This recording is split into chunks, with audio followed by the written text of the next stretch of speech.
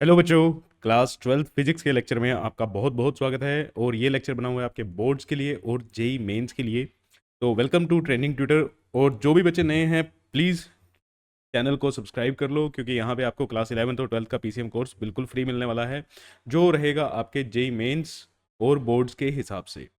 ठीक है, तो देरी ना करते हुए चलो स्टार्ट करते हैं भाई। इलेक्ट्रोस्टैटिक पोटेंशियल एंड कैपेसिटेंस का आज है हमारा लेक्चर नंबर 3। आपने 2 लेक्चर देख लिए होंगे और लास्ट लेक्चर में हमने पोटेंशियल एनर्जी कैलकुलेट करनी सीखी थी, है ना। तो वो भी आपने सीख ली होगी। पोटेंशियल एनर्जी किसी भी सिस्टम की आ जाए, लास्ट लेक्चर में मैंने आपको सिखा दी है, तो उससे ज़्यादा आपके क्वेश्चन से नहीं बनेंगे। ठीक है, बोर्ड्स में भी। तो चलिए आज हम स्टार्ट करते हैं इलेक्ट्रोस्टैटिक पोटेंशियल। ठीक है जी, आज हम क्या स्टार्ट कर रहे हैं? Electrostatic potential. पोटेंशियल क्या होता है? ठीक है, क्लास 10th में आपने एक ये वी, है ना, ये चीज पढ़ी थी, V is equal to W/Q। इसको हम क्या कहते थे? Potential difference. इसको हम क्या कहते थे? पोटेंशियल डिफरेंस, है ना। या फिर इसको आप बचपन में छोटे क्लास में क्या बोलते थे? वोल्टेज बोलते थे, है ना। आज हम इसी के बारे में पढ़ने जा रहे हैं और इसी को हम क्या बोलते हैं बेटा? Electrostatic potential. ये एक्चुअल में क्या होता है? पोटेंशियल होता है। ठीक है, तो चलो अब देखो, मैंने आपको स्टार्टिंग में भी बोला था कि ये जो चैप्टर है, ये चैप्टर है बेटा क्लास चैप्टर नंबर 1 से लिंक है पूरा का पूरा, है ना। चैप्टर नंबर 1 से ये लिंक है। तो चैप्टर नंबर 1 और ये 2 एक जैसे से हैं। जैसे अब मैं चैप्टर नंबर 1 की कुछ चीज़ें मैं आपको चैप्टर नंबर 1 की यहाँ पे एनालॉजी देना चाहता हूँ, क्योंकि मैं उसी से आपको पोटेंशियल समझाऊंगा। ठीक है, बुक की डेफिनेशन है, डेफिनेशन आप बुक में से देख के लिख के आ सकते हो, लेकिन समझने के लिए जब आप न्यूमेरिकल करोगे, और अब तो सीबीएसई भी थोड़ा टफ होता जा रहा है, तो उस हिसाब से समझो। देखो, अगर हम दो चार्जेस लेते हैं, पॉजिटिव ले लो नेगेटिव ले लो, एक पॉजिटिव एक नेगेटिव, उनके बीच में कोई डिस्टेंस है आर, उनके बीच में कोई डिस्टेंस है आर, तो बेटा यहाँ पे इन दोनों के बीच में एक क्या लगता है? फोर्स लगता है। ठीक है, जो आपने चैप्टर नंबर 1 में पढ़ा है, कितना लगेगा? के, मान लो ये क्यू है और ये क्यू है, small Q capital Q upon R का स्क्वायर। फिर हमने फोर्स के बाद हमने पढ़ी थी इलेक्ट्रिक फील्ड। ठीक है, फोर्स के बाद हमने क्या कही थी? इलेक्ट्रिक फील्ड के बारे में पढ़ा था कि अगर एक ये पॉजिटिव चार्ज है क्यू, और भैया इस पॉइंट पे, ठीक है, जो आर डिस्टेंस पे है, अगर हमें इस पॉजिटिव चार्ज क्यू के कारण यहाँ पे इलेक्ट्रिक फील्ड लिखनी है, ठीक है, यहाँ पे हमें क्या लिखनी है? इलेक्ट्रिक फील्ड लिखनी है। तो हमने क्या बोला था भाई? भैया इलेक्ट्रिक फील्ड कुछ नहीं होती। इलेक्ट्रिक फील्ड आप कैसे लिखोगे? जिस भी पॉइंट पे आपको इलेक्ट्रिक फील्ड लिखनी है, उस पॉइंट पे आप क्या मान लो? +1 कूलम का चार्ज मान लो। Electric field is nothing but a force on +1 coulomb charge. ठीक है, इलेक्ट्रिक फील्ड और कुछ नहीं होती। मीन्स अगर इस क्यू की वैल्यू, इस स्मॉल क्यू की वैल्यू +1 हो जाए, है ना, तो उस केस में जो ये फोर्स है, यही आपका क्या हो जाता है? इलेक्ट्रिक फील्ड बन जाता है। ठीक है, यही आपका क्या हो जाता है? इलेक्ट्रिक फील्ड बन जाता है। तो K capital Q upon R square, K capital Q upon R square. तो ये थी एनालॉजी चैप्टर नंबर 1 की, ये चीज हमने सीखी है। अब ऐसे ही आ जाओ यहाँ पे चैप्टर नंबर 2 में। चैप्टर 2 में अभी तक हमने क्या पढ़ा है? हमने पढ़ा है कि भैया एक पॉजिटिव चार्ज, मतलब एक कोई चार्ज क्यू है, और उसके आर डिस्टेंस पे अगर एक चार्ज रखा हुआ है स्मॉल क्यू, तो इनके बीच में इंटरेक्शन होगी, और इंटरेक्शन के कारण एक पोटेंशियल एनर्जी होगी यहाँ पे, जिसको आप कैसे लिखोगे? के क्यू क्यू अपॉन आर। ठीक है जी, ये क्या है? के क्यू क्यू अपॉन आर है। अगर अब ऐसे ही क्यू पॉइंट से अगर मुझे यहाँ पे पोटेंशियल लिखना है, ठीक है, यहां पे मैं बताना चाहता हूं पोटेंशियल लिखना है, वो कितना होगा? तो पोटेंशियल की वैल्यू क्या होगी भैया? इस +Q चार्ज को आप क्या कर दो? 1 कूलम कर दो फिर से। ठीक है, +1 कूलम ये चार्ज कर दो। जब मैं +1 कूलम की वैल्यू डालूंगा तो क्या आएगी? के कैपिटल क्यू अपॉन आर। तो अगर, ठीक है, एक कूलम की चार्ज को अगर आप इन्फिनिटी से लेके आ रहे हो तो उस केस में पोटेंशियल एनर्जी क्या बन जाती है बेटा, आपका इलेक्ट्रिक पोटेंशियल बन जाता है। ठीक है, उस केस में पोटेंशियल एनर्जी को हम क्या बोलते हैं, इलेक्ट्रिक पोटेंशियल, जिसको V से लिखते हैं।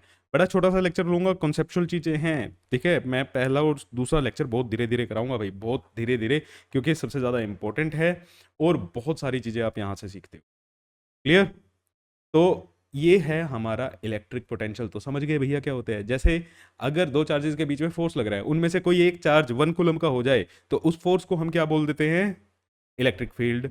वैसे ही अगर एक चार्ज को इन्फिनिटी से r डिस्टेंस पे लेके आए, उनके बीच में क्या थी, पोटेंशियल एनर्जी थी। अगर उस चार्ज की वैल्यू कितनी हो जाए, +1 कूलम हो जाए, कि अब आप क्या कर रहे हो, एक +1 कूलम के चार्ज को इन्फिनिटी से r डिस्टेंस पे रख रहे हो। ठीक है, +1 कूलम का चार्ज है, उसको उठा के इन्फिनिटी से आप क्या कर रहे हो, r डिस्टेंस पे यहां पे रख रहे हो। तो उस केस में जो पोटेंशियल एनर्जी होगी वो किसके बराबर होगी, इलेक्ट्रिक पोटेंशियल के बराबर होगी। पोटेंशियल एनर्जी किसके बराबर होगी, इलेक्ट्रिक पोटेंशियल के बराबर होगी। मींस मैं ये बोल सकता हूं, जैसे हम वहां पे बोलते थे, इस केस में कैसे क्या लिखते थे हम, कि भैया E जो है वो क्या है, F/Q, F/Q, यही चीज लिखते थे। सिमिलरली यहां पे भी हम बोल सकते हैं कि हमारा जो इलेक्ट्रिक पोटेंशियल है,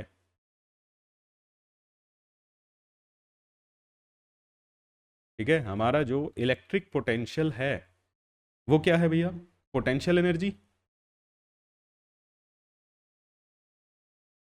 डिवाइडेड बाय चार्ज। और ये चार्ज कौन सा है, देखो जब हमने पोटेंशियल एनर्जी की डेरिवेशन की थी तो उसमें हमने इसको क्या माना था, एक चार्ज हमने क्या माना था, फिक्स था। ये चार्ज को हम मूव करा के लेके आए थे। ठीक है, ये चार्ज क्या है हमारा, मूविंग चार्ज है।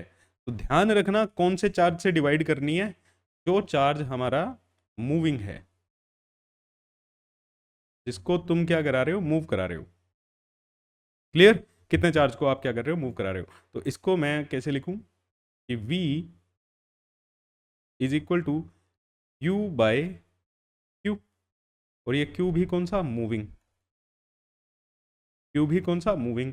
अब यहीं से इसको भैया ऐसे भी लिखा जा सकता है, U is equal to Q moving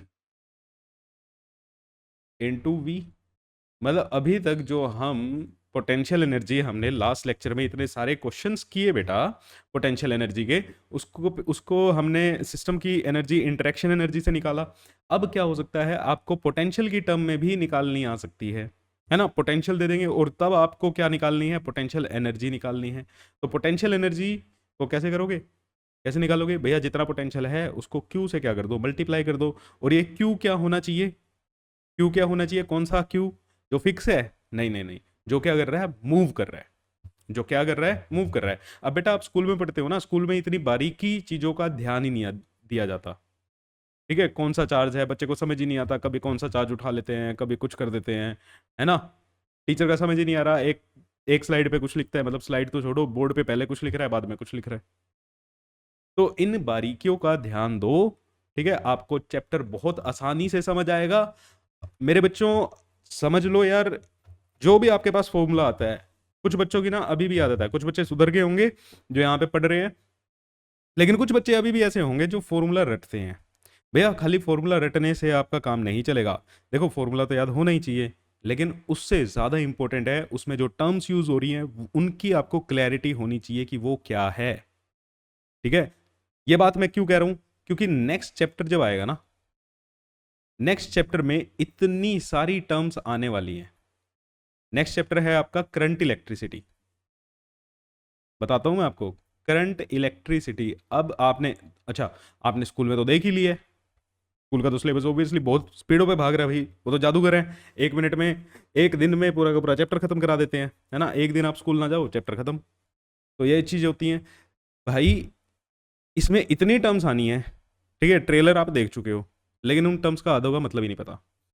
जिस बच्चे ने पढ़ा है मेरे को कमेंट करके बताओ, एन क्या होता है। एक फॉर्मूला होता है ना, I = NEAVD, ये फॉर्मूला आपने सबने पढ़ा हुआ। एन क्या होता है यही बता दो। ठीक है, आधे बच्चे इसी में कंफ्यूज हो जाएंगे, कुछ कहेंगे हमने तो देखा ही नहीं, है ना, भूल गए। भैया फॉर्मूला याद होना चाहिए, लेकिन फॉर्मूले में कौन सी चीज़ क्या है वो ज़्यादा इंपॉर्टेंट है। ठीक, तो यहाँ पे कौन से चार्ज से मल्टीप्लाई करना है पोटेंशियल को? जिस चार्ज को आप मूव करा के लेके आए हो, कहाँ से? इन्फिनिटी से। कहाँ से? इन्फिनिटी से। और इन्फिनिटी पे हम जैसे पोटेंशियल एनर्जी इन्फिनिटी पे क्या ली थी? जीरो ली थी। ऐसे ही पोटेंशियल भी इन्फिनिटी पे क्या होता है? जीरो होता है। ठीक है, तो अगर हम पॉइंट्स की बात करें तो सबसे पहला पॉइंट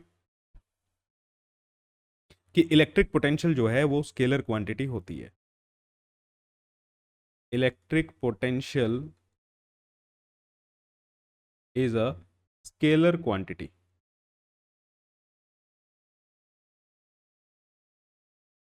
इलेक्ट्रिक पोटेंशियल क्या होता है? एक स्केलर क्वांटिटी है।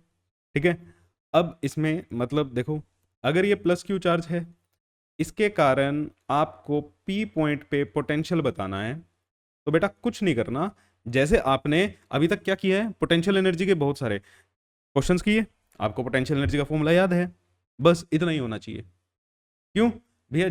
अगर आपको पोटेंशियल निकालना है तो पी पॉइंट पे क्या मान लो? एक +1 कूलम का चार्ज मान लो। अब इस पे कितनी पोटेंशियल एनर्जी होगी? इन दोनों के बीच में इंटरेक्शन होगी, इंटरेक्शन के कारण इंटरेक्शन एनर्जी होगी, जिसको आप क्या बोलते हो? Potential energy. तो उसको तो हम लिख सकते हैं ना, इतने सारे फॉर्मूले कर लिए भैया, के क्यू डिवाइडेड बाय आर। ठीक, और अगर माइनस है ये भाई, माइनस के कारण जब आप लिखोगे तो वी पी क्या लिखा जाएगा? K into minus Q divided by R is equal to minus K Q divided by R. Scalar quantity है तो इसीलिए ऑलवेज पुट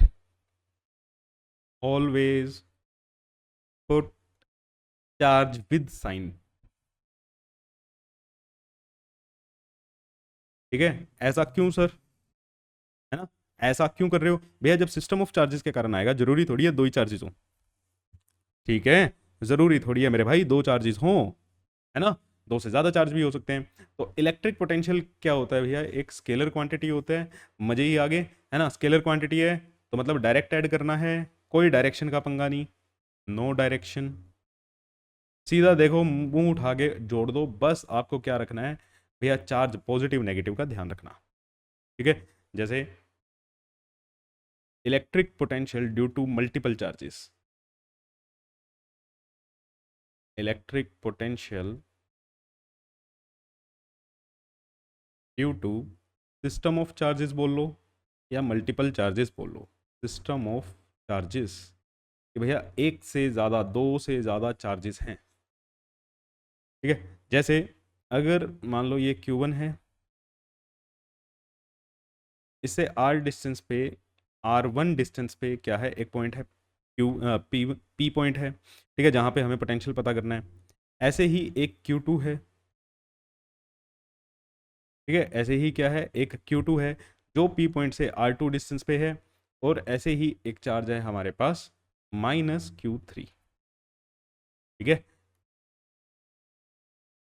एक चार्ज है हमारे पास -Q3 जो यहाँ से R3 डिस्टेंस पे है। अब पोटेंशियल पता करना है यहाँ पे। ठीक है, पोटेंशियल क्या होगा भैया? पोटेंशियल तो इस Q1 के कारण भी होगा, Q2 के कारण भी होगा, और -Q3 के कारण भी होगा, सभी के कारण होगा, है ना। तो इस P पॉइंट पे अब कैसे करेंगे? डायरेक्शन देखनी है? नहीं, क्यों? स्केलर क्वांटिटी है तो सभी का पोटेंशियल। ठीक है, P अगर मैं टोटल की बात करूं तो कुछ नहीं करना भैया, आपको सारे पोटेंशियल को क्या कर दो? ऐड कर दो।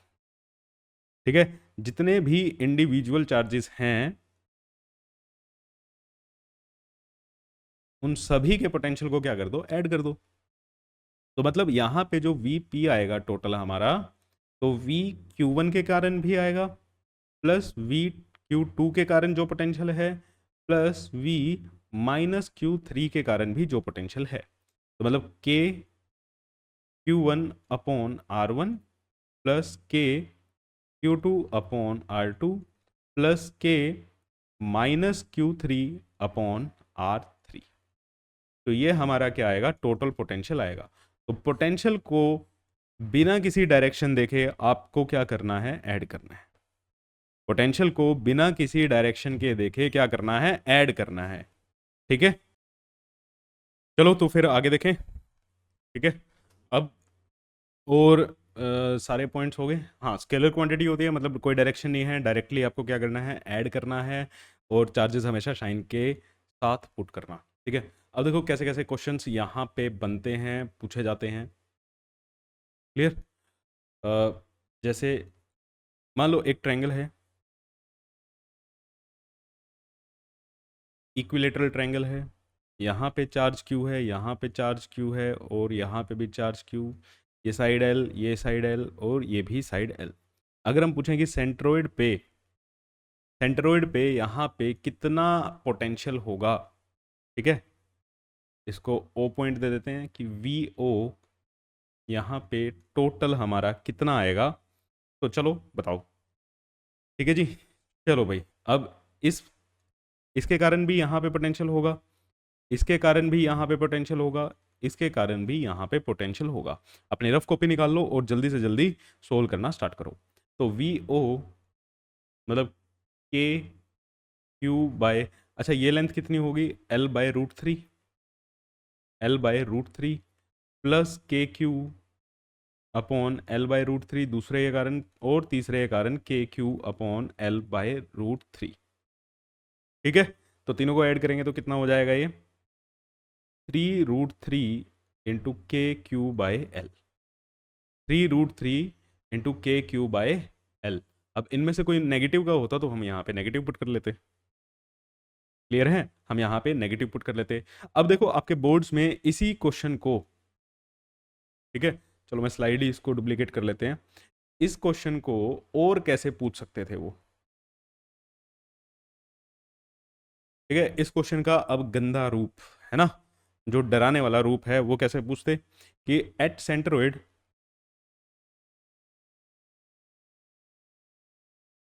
इस सेंट्रोइड पे, ठीक है, क्या क्या चीजें पॉसिबल हैं। इलेक्ट्रिक फील्ड जीरो होगी, पोटेंशियल जीरो होगा, इलेक्ट्रिक फील्ड नॉन जीरो होगी, पोटेंशियल जीरो होगा। ठीक है, इलेक्ट्रिक फील्ड जीरो होगी और पोटेंशियल क्या होगा, नॉन जीरो होगा। ठीक है, और या फिर दोनों ही, इलेक्ट्रिक फील्ड भी नॉन जीरो होगी और पोटेंशियल भी आपका नॉन जीरो होगा। ठीक है, अब ये डराने वाला रूप। अब बच्चा यहाँ पे कंफ्यूज कि क्या होगा भाई, अरे कुछ नहीं करना, दोनों चीजें निकाल के देख लो। ठीक है, दोनों चीजें निकाल के देख लो। अब देखो अभी हमने लास्ट स्लाइड पे ये निकाला है कि यहाँ पे पोटेंशियल कितना आता है, 3√3 के क्यू बाई एल, है ना, तो ये तो नॉन जीरो है, जीरो तो नहीं है ये, तो हमारे हिसाब से तो ये वाला ऑप्शन और ये वाला ऑप्शन कट गया, क्योंकि पोटेंशियल यहाँ पे क्या आ रहा था, जीरो आ रहा था, जो कि गलत है। तो इन दोनों में से देख लेते हैं। अब यहाँ पे इलेक्ट्रिक फील्ड निकालनी आती है, इलेक्ट्रिक फील्ड निकालनी आती है इस पॉइंट पे। ठीक है, ऊपर इस चार्ज के कारण इलेक्ट्रिक फील्ड ऐसे होगी, ठीक है, इस चार्ज के कारण इलेक्ट्रिक फील्ड ऐसे होगी, इस चार्ज के कारण यहाँ पे इलेक्ट्रिक फील्ड जाएगी। ठीक, और बेटा इस चार्ज के कारण इलेक्ट्रिक फील्ड ऐसे होगी। ठीक है, ये वैल्यू होगी। अब टोटल अगर करोगे, और वैसे भी ठीक है पहले बताया भी हुआ है, यहाँ पे टोटल करोगे इलेक्ट्रिक फील्ड क्या आ जाएगी, जीरो आ जाएगी, क्योंकि सबकी वैल्यू सेम है और सबका डिस्टेंस सेम है। तो ये दोनों 120 डिग्री के एंगल पे होंगे, इनका नेट ऐसे आएगा और फिर इक्वल एंड अपोजिट होके ये कैंसिल हो जाएगा, तो इलेक्ट्रिक फील्ड हमारी क्या आई, जीरो आई। तो इलेक्ट्रिक फील्ड जीरो और पोटेंशियल नॉन जीरो, तो ऑप्शन क्या लग गया, सी। और किसी बच्चे को डायरेक्टली पता है, ठीक है, अब देखो यार ये एक सिमेट्रिक सिस्टम है, सिमेट्री है ना, सबका डिस्टेंस बराबर है, सबके चार्ज बराबर हैं, तो सिमेट्री पे फोर्स वाले चैप्टर में भी किया हुआ है हमने, पहले फोर्स जब पढ़ा था चैप्टर नंबर 1 में, तो भैया यहाँ पे सिमेट्रिक सिस्टम में फोर्स क्या होता है, जीरो होता है, और force is equal to Q into E, तो फोर्स जीरो तो इलेक्ट्रिक फील्ड जीरो, जहाँ पे फोर्स जीरो होगा वहाँ पे इलेक्ट्रिक फील्ड भी जीरो होगी। ठीक है, तो इलेक्ट्रिक फील्ड भी क्या हो गई, जीरो होगी, क्यों, सिमेट्री, सिमेट्रिक सिस्टम। तो किसी मर्जी हिसाब से कर लो। अब आप ये मत कहना कि यार ये तो क्वेश्चन पता नहीं कैसे बना दिया सीबीएसई ने। हाँ जी, सीबीएसई में आ सकता है ये ऐसे, ठीक है, फिर कह दोगे पेपर टफ है। पेपर वेपर टफ नहीं है, कॉन्सेप्ट थोड़े से हिले हुए हैं जिसको समेट के इकट्ठा करना है भैया, पूरा सोचना है। ठीक है, जब भी आप कोई क्वेश्चन सोल्व करते हो तो जितने भी चैप्टर आपने पढ़ रखे हैं उससे रिलेटेड कहीं पे भी कुछ पढ़ा हो भैया सारा कुछ सोच लो। जैसे मैं आपको यार बताता हूँ, आप कितने अच्छे बच्चे थे, ठीक है, कितने अच्छे बच्चे थे, सिर्फ आपको याद दिलाना है। ठीक है, हवा लग गई है थोड़ी सी 11th में आके, 11th 12th में, क्लास 10th में आप जब ट्रायंगल करते थे, और क्लास 9th में भी, है ना, क्लास 9th 10th में जब आपने दो चैप्टर किए, ट्रायंगल और, है ना, और किया था सर्कल, ये दो चैप्टर किए, जब आप यहाँ पे सिमिलैरिटी या कॉन्ग्रुएंसी सोल्व करते थे और सर्कल के सोल्व करते थे, टेंजेंट वाले सोल्व करते थे, तो भी आप क्या करते थे, आप सारी प्रॉपर्टीज को ध्यान में रखते थे। ठीक है ना, सारी प्रॉपर्टीज को माइंड में रख के भैया कौन सी प्रॉपर्टी लग सकती है, कैसे एंगल हो सकते हैं, ये सारी चीज़ें आप दिमाग में रखते थे। कोरस्पॉन्डिंग एंगल हो सकता है, इंटीरियर एंगल हो सकता है, ए सिमिलैरिटी लग सकती है ना, ये सारी चीज़ें आप ध्यान में रख के भैया कैसे किया जा सकता है, ये दो चैप्टर आपने अच्छे से सोल्व किए हुए हैं, किया है ना। बस ऐसे ही यहाँ पे भी जो भी क्वेश्चन आता है भैया, चाहे चार्ज हो, अब चार्ज के बारे में आप पढ़ रहे हो, तो चार्ज के बारे में आपने कहाँ से पढ़ना स्टार्ट किया, चैप्टर नंबर 1 से। तो चैप्टर नंबर 1 से अब तक जितना भी पढ़ते जाओगे आपको सारी चीज़ें ध्यान में रखनी है। ठीक है, आपको सारी चीज़ें ध्यान में रखनी है। क्लियर।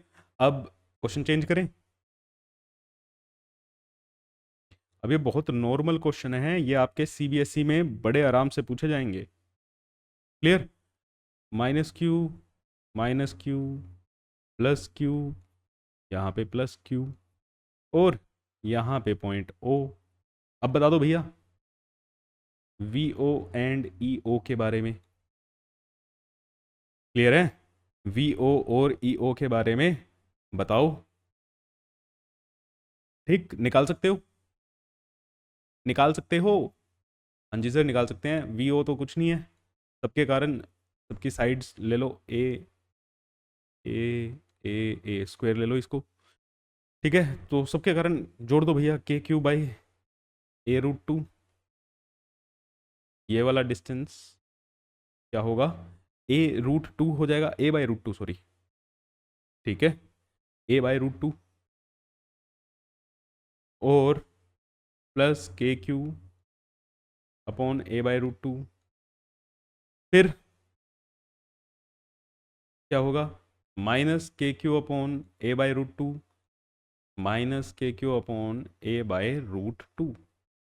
ठीक है, तो ये सब कुछ क्या हो जाएगा, कैंसिल हो जाएगा, VO क्या आ गया यहाँ पे, 0 आ गया। और ऐसे ही इलेक्ट्रिक फील्ड भी आ जाएगी, आएगी, 0 आएगी क्या, सिमेट्रिक सिस्टम है। देखते हैं, इस पॉइंट के कारण इलेक्ट्रिक फील्ड इसकी तरफ, और इसके कारण भी इलेक्ट्रिक फील्ड इधर ही होगी, अवे होगी। ठीक है, इसके कारण इलेक्ट्रिक फील्ड इधर, और इसके कारण भी इलेक्ट्रिक फील्ड इधर, है ना।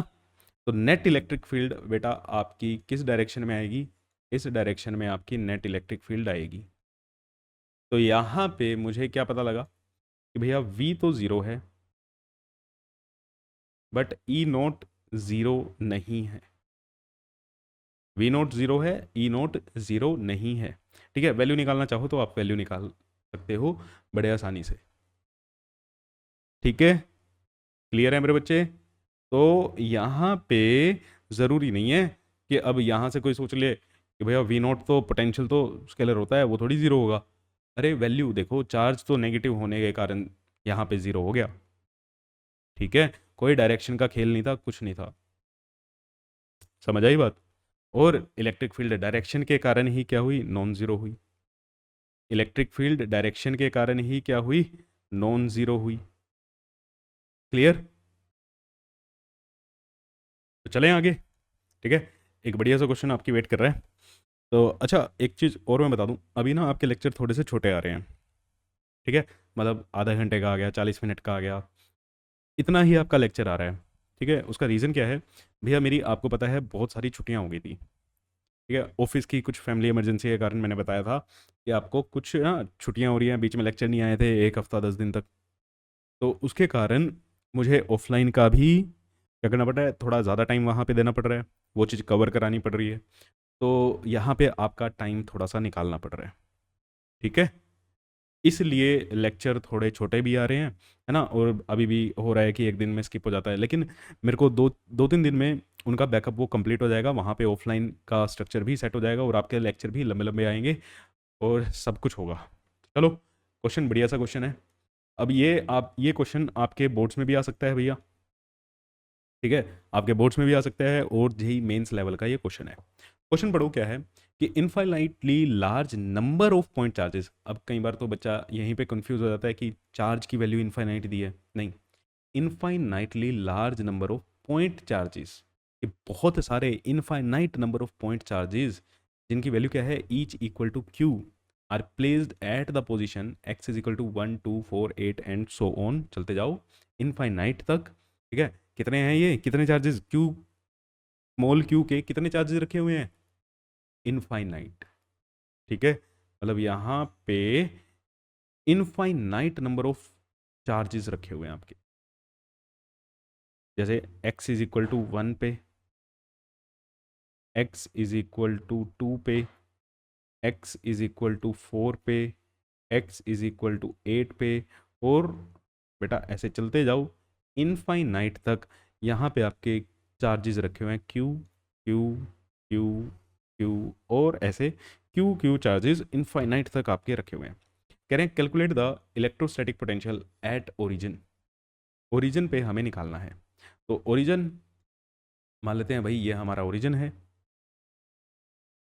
ठीक है, ये हमारा क्या है, ओरिजिन है, x इज इक्वल टू 0। तो अब इसके कारण भी यहाँ पे पोटेंशियल होगा, सिमिलरली इसके कारण भी यहाँ पे पोटेंशियल होगा, है ना, क्लियर है। यहाँ पे डिस्टेंस 1 हो जाएगा, यहाँ पे डिस्टेंस 2 हो जाएगा, ऐसे यहाँ पे डिस्टेंस 4 हो जाएगा, यहाँ पे डिस्टेंस क्या हो जाएगा, 8 हो जाएगा, आगे डबल हो जाएगा इसका, 16 हो जाएगा। क्लियर, क्लियर है, तो सभी ये कारण होगा।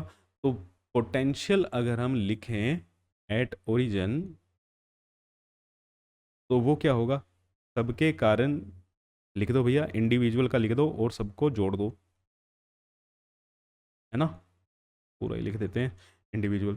चलो फिर पहले वाले का इधर इसका कितना होगा, के क्यू बाय 1 प्लस दूसरे का के क्यू बाय 2 प्लस तीसरे का के क्यू बाय 4 और plus K Q by 8 and plus so on up to infinite.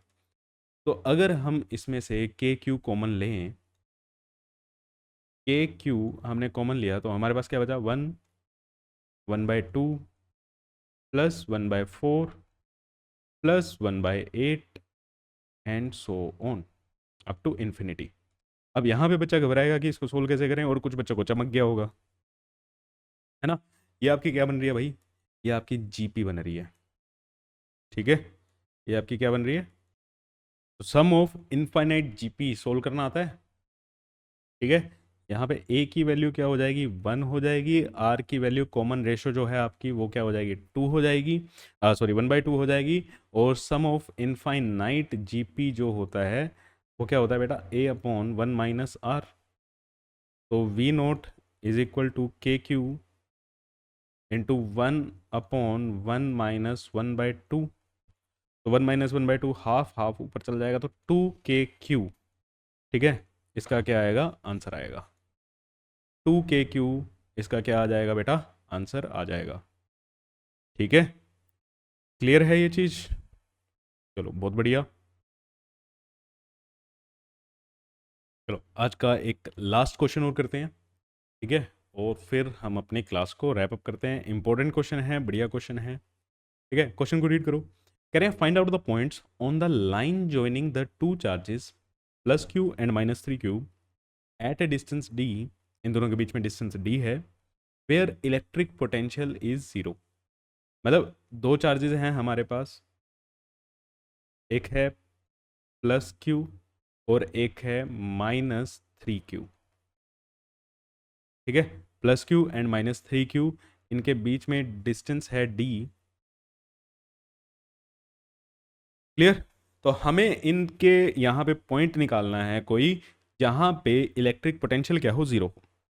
अब इलेक्ट्रिक पोटेंशियल जीरो हो, जैसे इलेक्ट्रिक फील्ड जीरो होती थी, है ना, वैसे ही कुछ कुछ बच्चों के दिमाग में क्या आ रहा है कि ये क्या है, null point problem.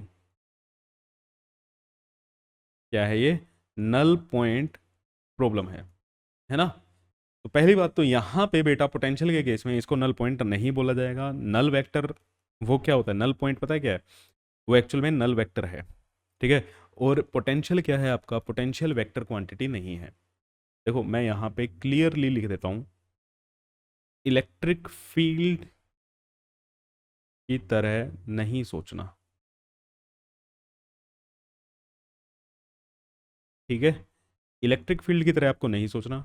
Reason, because electric field जो है वो एक वेक्टर क्वांटिटी है, जबकि पोटेंशियल जो है वो एक स्केलर क्वांटिटी है,